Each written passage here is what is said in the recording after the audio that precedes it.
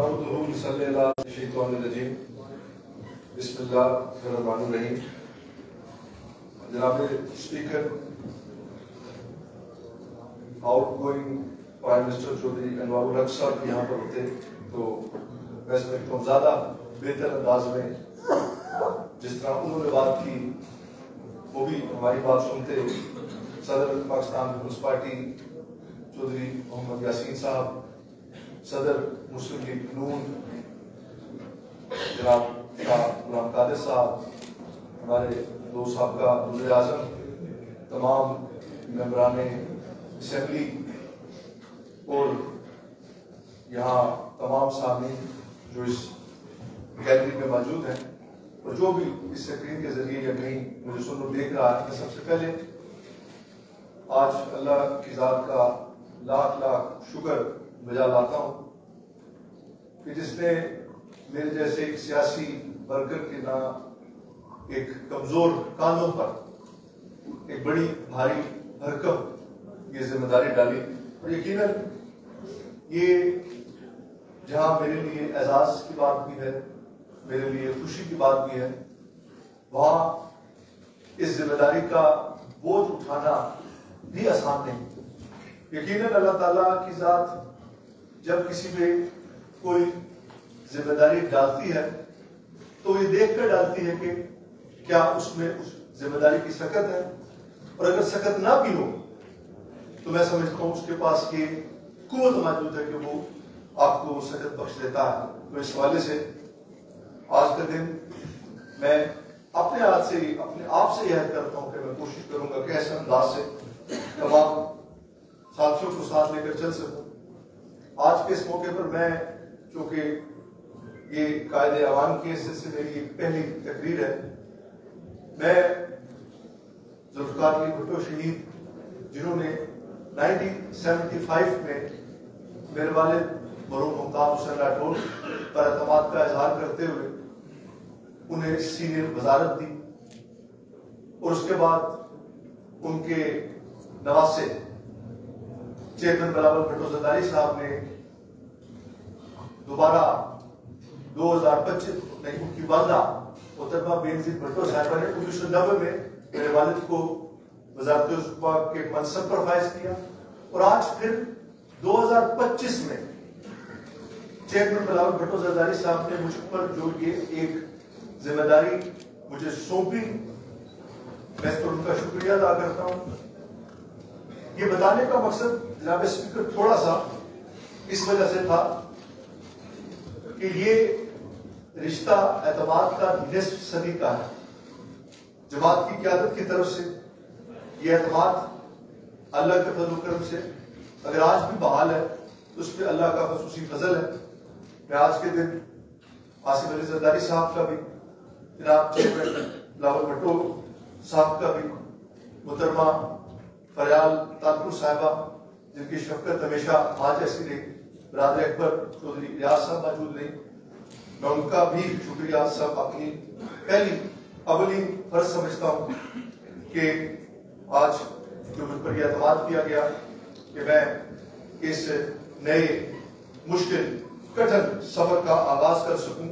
چونکہ آپ خود اس پوری چیز سے واقف ہیں کہ جب ہم نے ریاست کے اندر یہ حکومت کی تبدیلی کا فیصلہ خود سے کیا اور اپنی جماعت کو اس بات سے آگاہ کیا تو شاید اس وقت ان کی بھی یہی بات تھی اور یہی سوچ تھی کہ 7, 8, 9 ماہ کے اندر یہ فیصلہ، یہ حکومت اپنے ہاتھ میں لینا آسان نہیں ہوگا.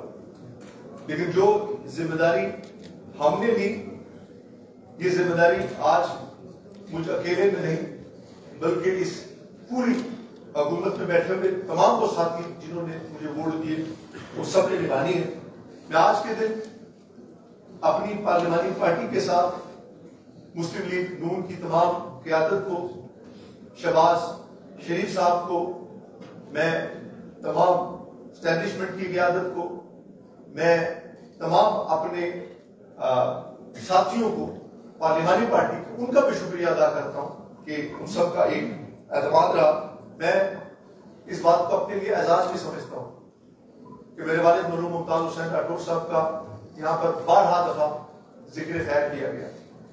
میں اپنی والدہ کا بھی، کیونکہ جب میرا نام نامزد کیا گیا، جب میری سی وی لائی گئی، دکھائی گئی میڈیا کے اندر، تو میری والدہ محترمہ کا بھی اس میں ذکر خیر کیا، کیونکہ وہ ایک بڑی دلیر خاتون تھی. جب میں نے اپنی سیاست کا آغاز کیا تو اتنا لمبا چوڑا کوئی خواہش اور شوق نہیں تھا، لیکن ان کی سرپرستی، شفقت، ہمت نے مجھے اس سفر میں جاری رکھنے کا حوصلہ دیا. میں اپنے حلقے کی عوام حویلی، جس کے بادشاہوں نے مجھے منتخب کر کے یہاں پر بھیجا، جن کی وجہ سے یہ منصب جلیلہ مجھے نصیب ہوا، میں ان کا بھی شکریہ ادا کروں گا. تو جناب اسپیکر، آج ایک سیاسی جمود ٹوٹا ہے. جیسا کہ اس سے پہلے کہا گیا کہ آج آپ کو گیلری میں ورکر بھی نظر آ رہے ہیں، لوگ بھی نظر آ رہے ہیں، شاید نعرے بازی بھی ہوئی. یہ میری ذات کی وجہ سے نہیں، یہ سیاسی ماحول کی وجہ سے ہے جو آج لوگوں نے محسوس کیا، لوگوں نے دیکھا کہ ایک سیاسی جماعت کی حکومت بنی ہے اور شاید لوگ اس کے منتظر. میں اس خوبصورت روایت کو، جو مجھ سے پہلے جو پرائم منسٹر آؤٹ گوئنگ نے اسپیچ کی، بڑے اچھے انداز میں انہوں نے ذکر کیا، اور پہلی بار ایسا ہوا کہ جب کوئی آنے والا وزیر اعظم جانے والا آنے والے کی تعریف کرے گی، اس طرح کی روایت ویسے سیاست میں نہیں ہوتی. اور میں بھی قدر اس بات سے کبھی، میں نے بارہا اپنی پارلیمانی پارٹی میں جماعت میں بھی کہا کہ میں جب اس کیبنٹ میں بیٹھا، میرا ضمیر مطمئن تھا، میں اس وجہ سے ساتھ تھا. بے پناہ وہ کام ہوئے، اچھے ہوئے، جس میں خواجہ فاروق صاحب نے کہا برابری کی بنیاد پر فنڈز بھی تقسیم کیے گئے. بے شمار ایسے کام تھے جن کا شاید یہ حکومت کریڈٹ نہ لے سکے، لیکن جو اختلاف رائے تھا وہ ان کی کیبنٹ میں بیٹھ کر بھی دیا، ان کے ساتھ بھی رہ کر کیا. اور اچھے دوست کی حیثیت سے اختلاف رائے کرنا میں سمجھتا ہوں یہ غلط بات نہیں تھی، لیکن میں اکثر یہ بات کہتا بھی تھا کہ پرائم منسٹر صاحب کا قلم جب پوری ریاست میں بھوچال آ جاتا تھا تب تھوڑی سی انگڑائی لیتا تھا، پھر ساکت ہو جاتا تھا، کیونکہ ایگزیکٹو کو کچھ فیصلے کرنے پڑتے ہیں، ان کی ذمہ داری اپنے کاندھوں پہ لینی پڑتی ہے، کیونکہ غلط فیصلہ صرف آپ کا ہوتا ہے اور صحیح فیصلہ سب کا ہوتا ہے. اور شاید ہمارے کچھ فیصلے ٹھیک تھے اور کچھ فیصلوں کی تاخیر کی وجہ سے ہمارے کچھ معاملات خراب ہوئے. میں جناب اسپیکر ساتھ پانی اس وجہ سے پی رہا ہوں کہ میرے گلے میں تھوڑی سی خراش ہے، تاکہ بات کرنے میں تھوڑی سی آسانی رہے. آپ کی بات اچھی لگ رہی ہے.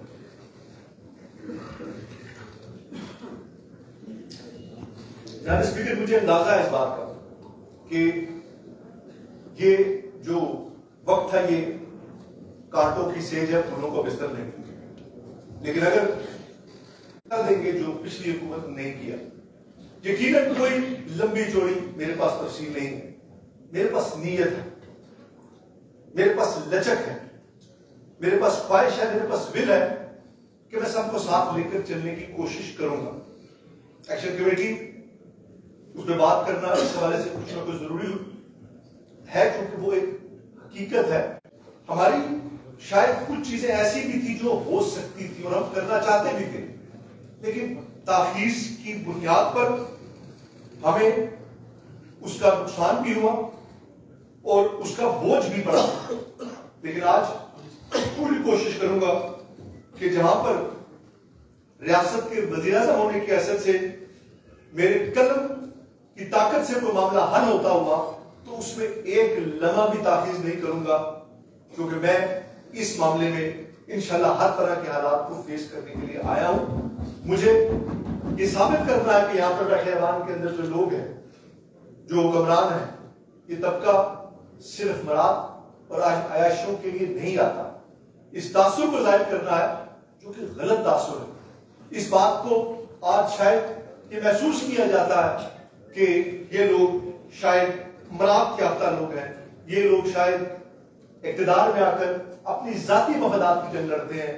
یقین مانیے جانیے جناب اسپیکر، سب سے بڑی قربانی اگر کوئی اس ریاست کے اندر دیتا ہے تو وہ سیاستدان دیتا ہے. اپنی زندگی، اپنی اولاد، میں آپ کو اپنے والد کی مثال پیش کرتا ہوں.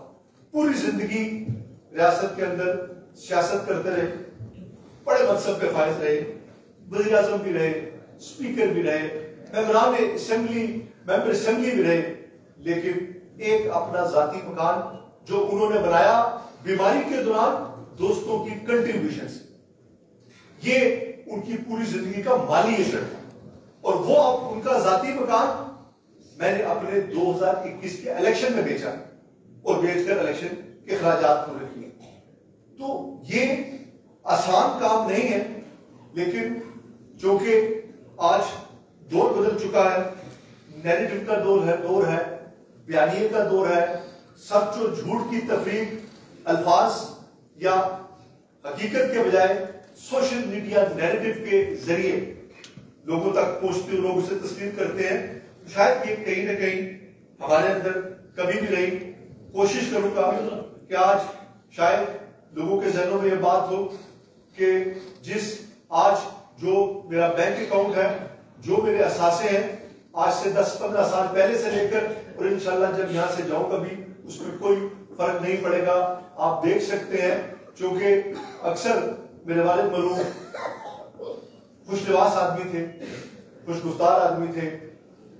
پرائم منسٹر صاحب نے بھی میرے بارے میں یہ بات کی، شاید میں اس کا اثر اشیر بھی نہیں ہوں، لیکن کوشش، چونکہ میرے والد صاحب کا مجھے آج بھی ایک چھوٹی سی وہ بات، چونکہ مختلف حوالوں سے بات چیت کی جا رہی تھی، تو میرے والد صاحب ایک بار مراز خالد وزیر اعظم بنے، وہ بھی بڑے سفید پوش آدمی تھے، قریب آدمی تھے، ان سے ملنے گئے تو وہاں پر وہ چین اسموکر تھے. تو والد صاحب نے سگریٹ کہیں گاڑی میں چھوڑ آئے تو مراز خالد صاحب نے سگریٹ نکالے، وہ ریڈ اینڈ وائٹ ایک سستا سا سگریٹ تھا. تو میرے والد صاحب نے کہا کہ نہیں، میں بینسن پیتا ہوں. تو مراز خالد صاحب نے کہا راٹھور صاحب آپ تو ابھی آدمی ہیں. اس وقت وہ نگران پاکستان کے وزیر اعظم تھے. تو میرے والد صاحب نے کہا کہ مراز خالد صاحب میں آپ سے بھی زیادہ غریب آدمی ہوں. انہوں نے کہا راٹھور صاحب تسی شکلو تبیر لگ دو، میں شکلو ہی غریب لگ رہا. تو ہماری شکل اور لباس پہ نہ جائیے گا، ہم بھی اسی سفید پوشی کے ساتھ سیاست کر رہے ہیں جس طرح ممتاز راٹھور صاحب نے کی. اور وہی بقول شاعر کے تیرا طریق ابھی نہیں فقیری ہے، خودی نہ بیچ غریبی میں نہ پیدا کر. کوشش کریں گے کہ پورے اخلاق کے ساتھ، دیانتداری کے ساتھ تمام چیزوں کو ساتھ لے کر چل سکیں. میں نے کوئی سچی بات ہے لمبی چوڑی تقریر بھی تیار نہیں کی. صبح اٹھ کر جو چند باتیں ذہن میں آئیں، جو آپ کی طرف سے ابھی بات چیت ہوئی، سب سے پہلے ہماری ریاست کے اندر یہ پہلے بھی تجربات ہوئے. 4 حکومتیں 2006 سے 2011 تک تبدیل ہوئی اور اس بار بھی چوتھا وزیر اعظم آپ کے سامنے موجود ہے. یہ یقیناً اچھی روایت نہیں، لیکن خوبصورتی بھی ہے کہ یہاں پر ایک دوسرے کو تسلیم کیا جاتا ہے. اس ٹینیور کو ڈسٹرب آج تک نہیں کیا گیا اور جاتے اور آتے ہوئے وزیر اعظم ایک دوسرے سے بات بھی کرتے ہیں، ہاتھ بھی ملاتے ہیں. اور میں سمجھتا ہوں کہ کوشش کروں گا کہ بہتری کے ساتھ جو وقت ملا ہے اس میں اپنی ذمہ داریوں کو نبھا سکوں. یہاں پر آج یہ کہا گیا کہ یہ سسٹم، یہ حکومت شاید کسی وجہ سے آئی ہے. یہ خالصتاً آرگینک موو، بالکل خالصتاً.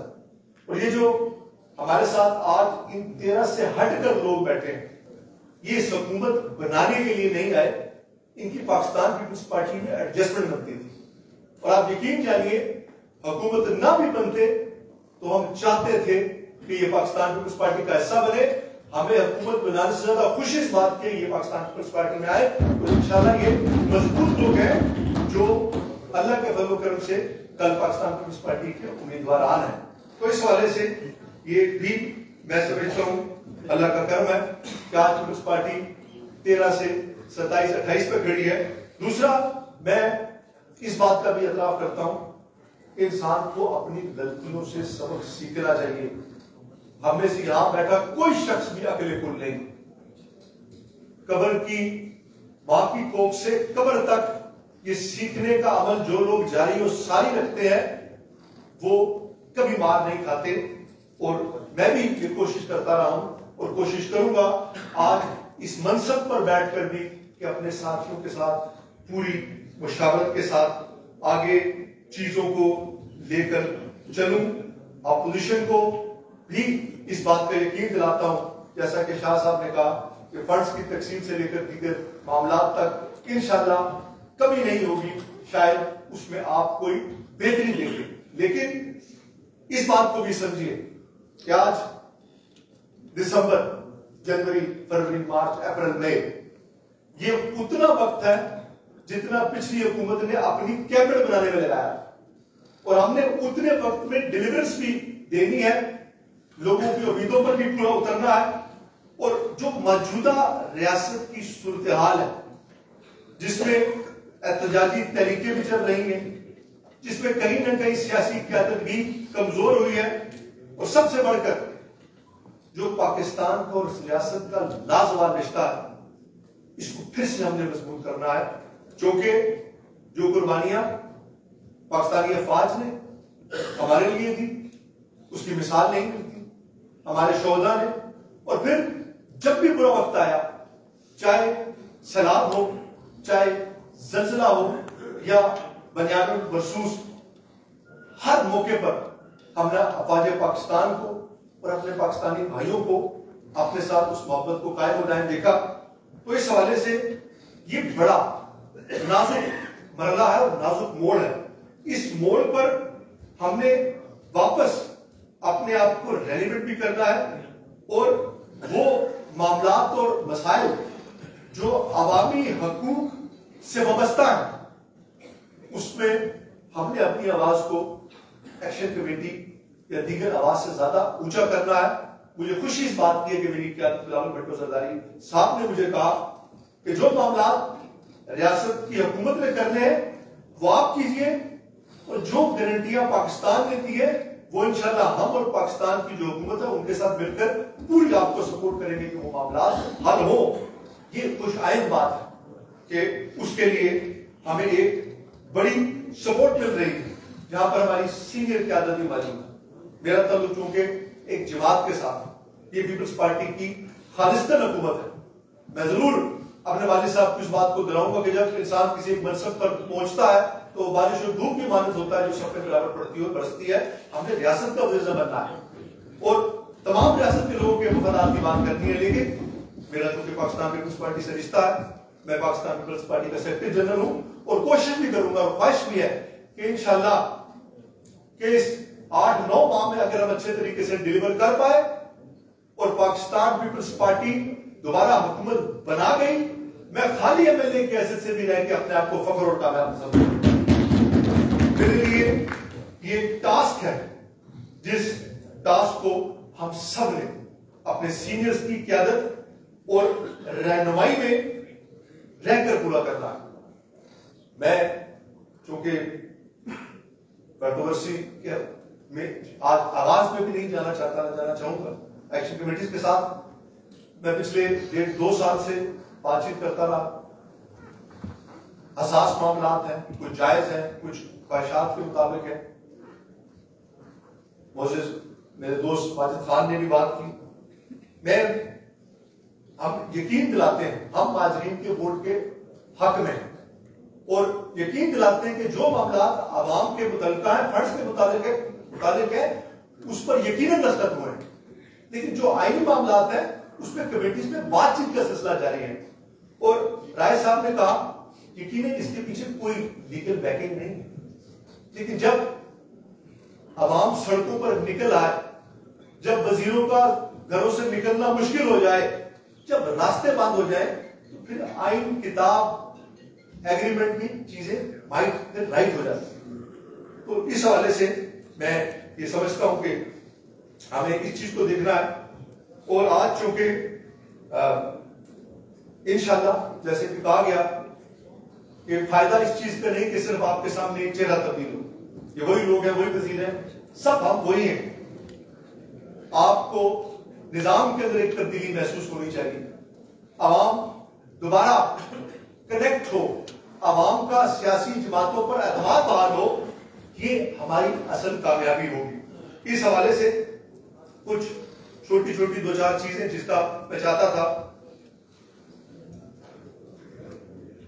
کہ وہ اعلان بھی کر دیا جائے, کیونکہ ہم نے ایک ایسا ماحول بنانے کی کوشش کی, گورننس, مالیاتی ڈسپلن, اس حوالے سے کچھ چیزیں جو کہ بے انتہا ضروری تھی, جس میں سیکرٹری صاحبان جو ایک گاڑی استعمال کرنے کے مجاز ہوں گے, اضافی چارج کے باوجود جس سیکرٹری یا ہیڈ آف ڈپارٹمنٹ کے پاس, افسر کے پاس ایک سے ہٹ کر کوئی دوسری گاڑی ہوئی تو وہ اپنی اس سیٹ سے بھی ہاتھ دھو بیٹھے گا.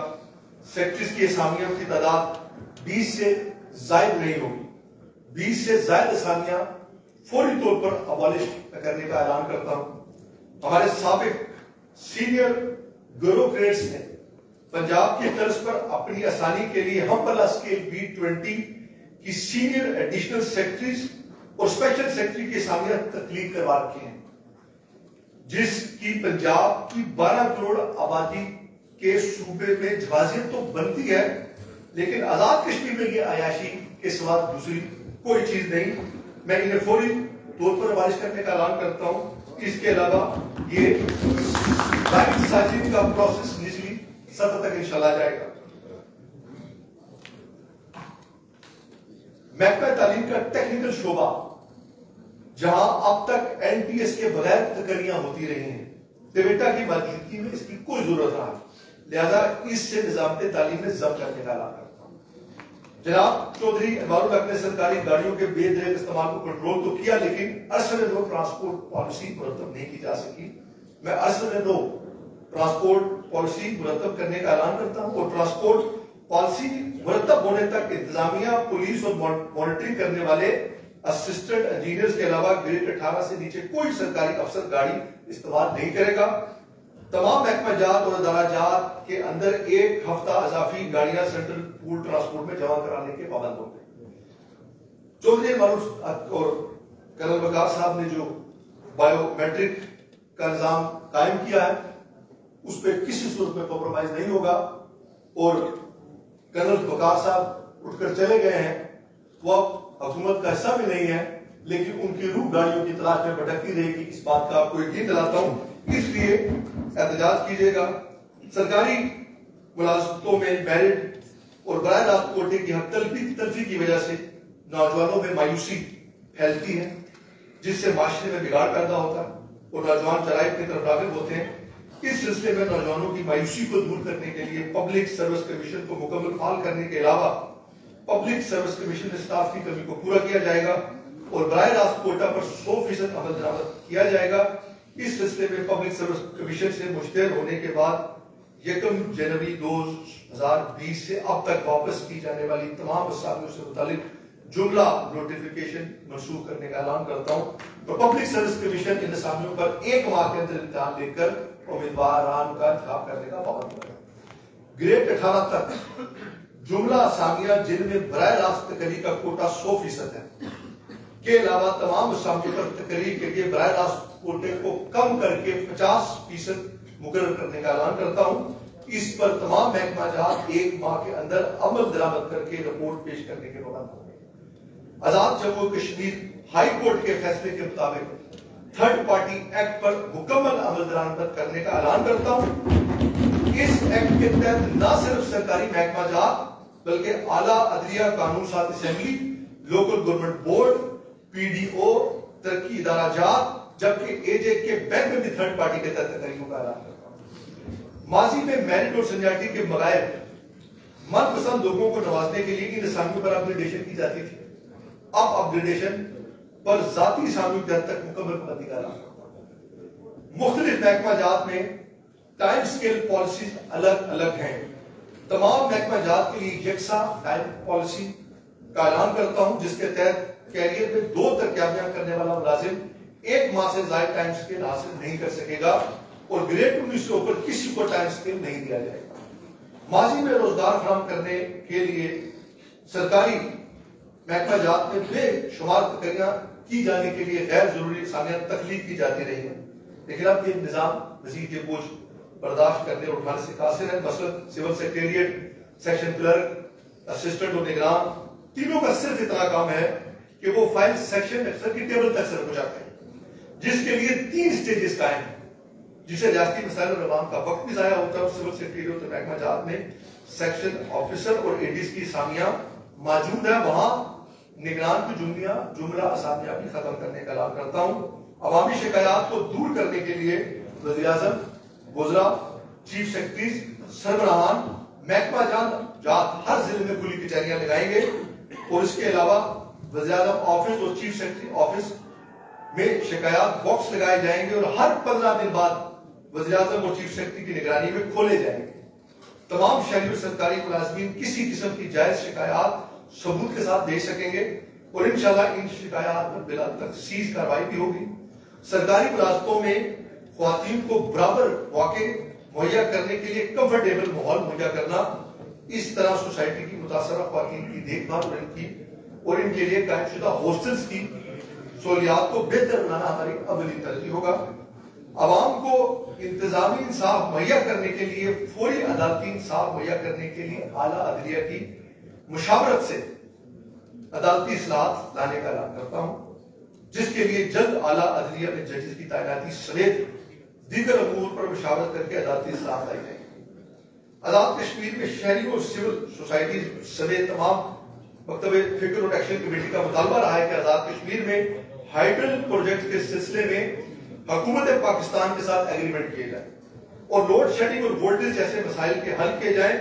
اس سلسلے میں انشاءاللہ مسلم لیگ نون کی لیڈرشپ کے ساتھ مل کر وفاقی حکومت کے ساتھ باقاعدہ ایگریمنٹس کو یقینی بنایا جائے گا. پاکستان پیپلز پارٹی نے اس حکومت اور آزاد کشمیر کے آئندہ الیکشن کے حوالے سے ایک منشور ترتیب دیا ہے، جس میں آزاد کشمیر کے جملہ مسائل کا حل موجود ہے. ان میں سے شارٹ ٹرم نکات بھی ہیں، اس حکومت اس پر عمل کرائے گی اور لانگ ٹرم نکات کے سلسلے میں پالیسیز طے کی جائیں گی، جس میں آزاد کشمیر کے ہائیڈل پوٹینشل کو یوٹیلائز کرنا، ٹورزم کو پروموٹ کرنا، ٹورزم پالیسی، مہاجرین 1989 کے مسائل، متاثرین منگلا ڈیم کے مسائل، آزاد کشمیر کے بینک کو شیڈول بنانا، آزاد کشمیر بھر میں موبائل کمپنیز کے خلاف شکایات اور انٹرنیٹ کی سست سروس سمیت دیگر ایشو شامل ہیں. آزاد کشمیر میں لوکل گورنمنٹ سسٹم کو طاقتور بنانے، نوجوانوں کو کار سرکار میں شامل کرنے اور روزگار کے مواقع فراہم کرنے جیسے اہم ایشوز ہماری حکومت کی ترجیحات ہوں گی.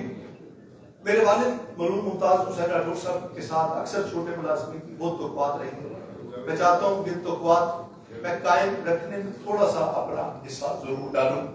سکیل 1 کے ایسے تمام عارضی ملازم جو مستقل اسامی پر تعینات ہیں اور جن کے متعلق کوئی عدالتی مقدمات نہیں ہیں اور نہ ہی کسی کے حق عود لین کے خلاف تعینات ہے، ان تمام ایک سکیل کے ملازمین کو مستقل کرنے کا اعلان ہے. سکیل B1 کے جملہ ملازمین کو 1 دسمبر 2025 ایک اضافی تنخواہ دیے جانے کا اعلان کرتا ہوں. جو محکمہ جات اپنے بجٹ سے دینے کے پابند ہوں گے، البتہ ترقیاتی بلدیاتی اداروں کے ملازمین کے لیے محکمہ مالیات گرانٹ دے گا. تمام ڈرائیورز کی اسامیاں 4 سے B5 میں اپ گریڈیشن کا اعلان کرتا ہوں. پولیس کانسٹیبل کی تمام برات پنجاب کے برابر VIPs ڈیوٹی کرنے والے تمام ملازمین کو TADA دے کر ملازمین کی طرف پے سکیل کے مطابق دینے کا اعلان کرتا ہوں. اس کے علاوہ آئین کے تحت حاصل اختیارات کو بیوروکار لاتے ہوئے آزاد کشمیر کی جملہ جیلوں میں قیدیوں کی سزا کا 60 ایام کی معافی کا اعلان کرتا ہوں. اس معافی کا اطلاق حدود قصاص، دیت، جاسوسی، ملک دشمن سرگرمی اور دہشت گردی کے مقدمات میں سزا یافتہ قیدیوں پر نہیں ہوگا. تو یہ کچھ مختصر سا آغاز تھا اس یقینی خدمات کے ساتھ کہ انشاءاللہ اللہ کی ذات نے جو مختصر سا عرصہ خدمت کے لیے دیا ہے، اس میں لوگوں کو کم سے کم یہ اعتماد دلا سکوں کہ اس ایوان میں جتنے بھی لوگ موجود ہیں خواہ وہ کسی پارٹی کے ہیں وہ آپ کے حقیقی معنوں میں صحیح بات ہے اور انشاءاللہ وہ ہے بھی لیکن اس کے لیے ہم سب کو مل کر محنت کرنی ہوگی اللہ کی ذات مجھے یہ توفیق دے کہ میں عوام کے ہماری پارٹی ہماری حکومت اس کے معیار پر ان کی امیدوں پر پورا اتر سکے میں ایک بار پھر اپنے اس پار رہنے والے کشمیری بھائیوں کا جن کی قربانیوں جن کی جدوجہد کی وجہ سے آج یہ پورا نظام قائم